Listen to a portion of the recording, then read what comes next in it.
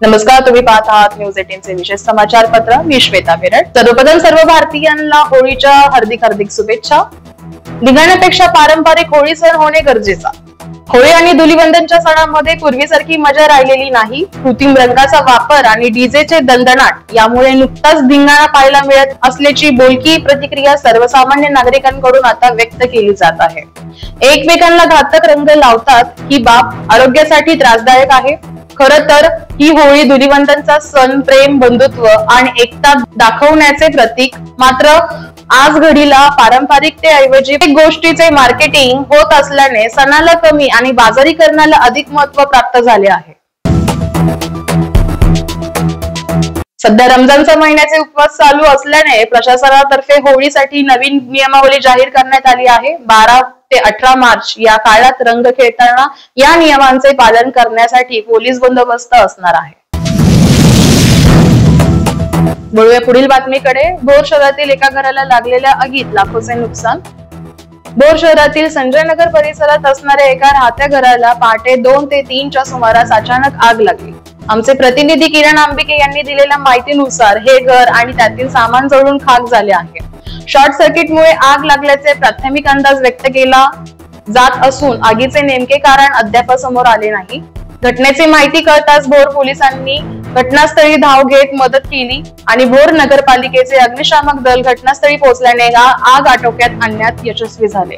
या आगीमध्ये येथील घराचे मालक अशोक सोंजरिका, हनुमंत सोंजरिका, संजय सोंजरिका, विजय सोंजरिका आणि शंकर सोंजरिका यांचे लाखोचे नुकसान झाले आहे.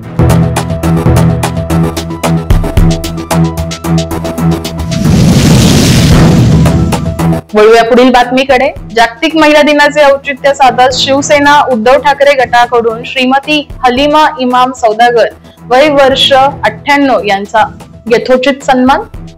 8 मार्च जागतिक महिला दिनाचे औचित्य साधून समाजात विविध स्तरावरील कर्तृत्ववान महिलांचा पुरस्कार देऊन सन्मान करण्यात येतो. शिवसेना उद्धव ठाकरे गटाकडून श्रीमती हलीमा इमाम सौदागर वय वर्ष 98 यांचा यथोचित सन्मान करण्यात आला. आमचे प्रतिनिधी अफरीन पठाण यांनी दिलेल्या माहितीनुसार श्रीमती हलीमा सौदागर यांनी दूरदृष्टीने आपल्या मुलांना इंग्रजी माध्यमातून शाळेत शिक्षण हेच धन हे मानून आपल्या मुलांना शिक्षणाबरोबरच संस्कारांची शिदोरी देखील त्यांनी दिली. त्यांचे 4ही मुले आज उत्तम प्रकारे स्थायिक आहेत. कोडवा येथील अग्रगण्य असलेल्या किलबिल व आहुरा या शिक्षण संस्था रफिक सौदागर यांच्याद्वारे संचालित आहे. शिक्षणाचं महत्व त्यांना चांगलंच कळलेलं होतं. सर्व अडचणींना तोंड देत त्यांनी शिक्षण पूर्ण केलं. आज किलबिल शाळेच्या शहरात 5 ठिकाणी शाळा आहेत. आजही दिनक्रम उत्साहात सुरू करतात. हलीमा दादीच्या बद्दल आम्ही खूप मनापासून कृतज्ञता व्यक्त करतो आणि हा पुरस्कार त्यांनी स्वीकारला त्याबद्दल त्यांना शतशतक आम्ही प्रणाम करतो. पुन्हा एकदा सर्व भारतीयांना होळीच्या हार्दिक शुभेच्छा. असेच नवनवीन घडामोडी जाणून घेण्यासाठी व्हिडिओला लाईक करा, सबस्क्राईब करा. धन्यवाद.